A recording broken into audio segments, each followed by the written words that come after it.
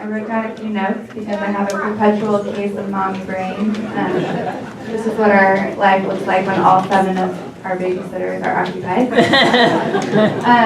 So when I was asked to just say a couple words to introduce Vince, I immediately thought back, with Vince and Newt, to the night that I first met Newt. When I was officially an item with Vince, we were still dating. It was about 7 years ago exactly.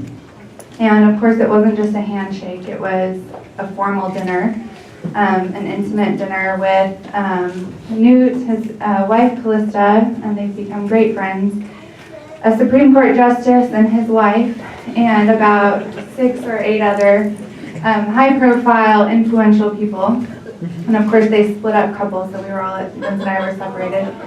And so Newt got to interrogate me the first 10 minutes we were sitting together, and then mid-conversation he stopped, he took his nameplate and scribbled a note on it and said, "Pass to Vince." And so I watched all these great minds who are shaping Western civilization passing notes like 2nd graders. And of course, here I am, and I can ask them anything I want, and all I'm thinking about is what is on the note. So when we got in the car, I begged him to show me, and it just said, "Don't be an idiot, marry her before she gets away."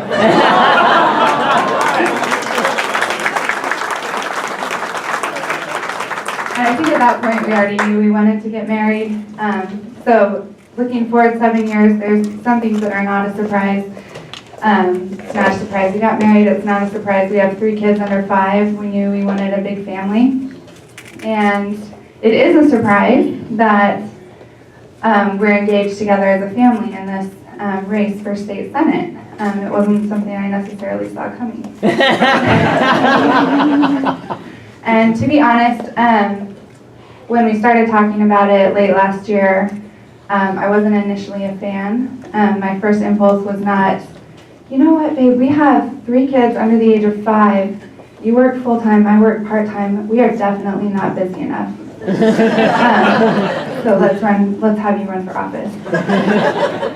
But it took me a couple weeks, probably a month, to really start thinking about the stakes, and not just what it would look like for our family to engage in a race, but what it would look like if we didn't. And also to look, when you're changing diapers all the time, you kind of lose sight of the big picture. I miss the days of cracking up in the Wall Street Journal every morning.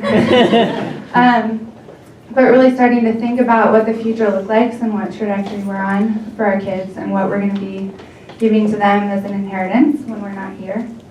And I realized that the freedoms that we hold most precious, that most set America apart from other nations, are the ones that are systematically under assault right now.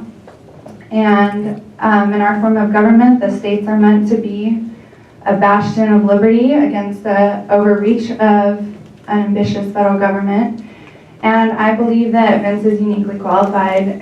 I've known it since the first time we chatted for 3 hours about in a coffee shop about issues I was working on. He has a very creative way of thinking, and I know he has the conviction and he has the character to do the job in a unique way that I don't think will be filled by just anyone in this seat. And so when I came to terms with that and looked at our children, I felt like I couldn't say no. So I believe that after you hear him tonight, you'll be convinced of the same thing. So with that, I'll turn it over to my husband, who I hope will be the next state senator from Virginia.